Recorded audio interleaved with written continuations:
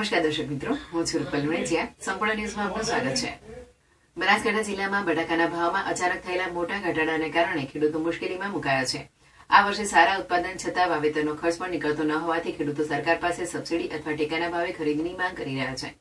બનાસકાંઠાના ડીસા, અમીરગઢ અને વડગામ પંથકમાં દર વર્ષે મોટા પાયે બટાકાનું વાવેતર થાય છે. ગત વર્ષે સારા ભાવ મળતા આ વર્ષે ખેડૂતોએ મોંઘા બિયારણ લાવીને વધુ વાવેતર કર્યું હતું, જેના પરિણામે ઉત્પાદન પણ પુષ્કળ થયું હતું. જો કે ખેતરોમાંથી બટાકા કાઢવાની શરૂઆત થતાં જ ભાવમાં અચાનક મોટો ઘટાડો નોંધાયો હતો. ગત વર્ષે ખેડૂતોને એક મણ એટલે કે 20 કિલો બટાકાના ₹230 થી 250 મળતા હતા, જ્યારે આ વર્ષે 90 થી 150 જ મળી રહ્યા છે. આ ભાવ ખેડૂતોને વાવેતર ખર્ચ પણ પૂરો પાડી શકતા નથી.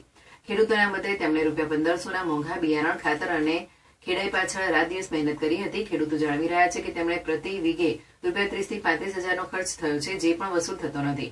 જો સરકાર સબસિડી નહીં આપે અથવા તો ભાવમાં વધારો નહીં કરે તો તેઓ દેવાદાર બની જશે તેવી ભીતિ સેવાઈ રહી છે. આ અંગે ખેડૂત પ્રકાશભાઈએ જણાવ્યું હતું કે દર સાલ બટાકાની ખેતી વાવેતર ચાલુ છે. આ સાલ ભાવ એકદમ નીચા છે. ગઈ સાલ 18 થી 20 રૂપિયા ઊંચા ભાવે વેચાતું બટાકું આ સાલ તેની સરખામણીમાં જોવા જોઈએ તો એકદમ નીચા ભાવે છે. 7 થી 8 રૂપિયા બટાકું ત્યારે વેચાય છે. ડીએપીના ભાવ પણ ઊંચા છે, એટલે ખેડૂતોને નુકસાન જવાનો વારો છે. અમે વાવ્યું હતું 30 થી 35 વીઘા. અમારી માંગ છે કે સરકાર કંઈક વિચારે તો સારું.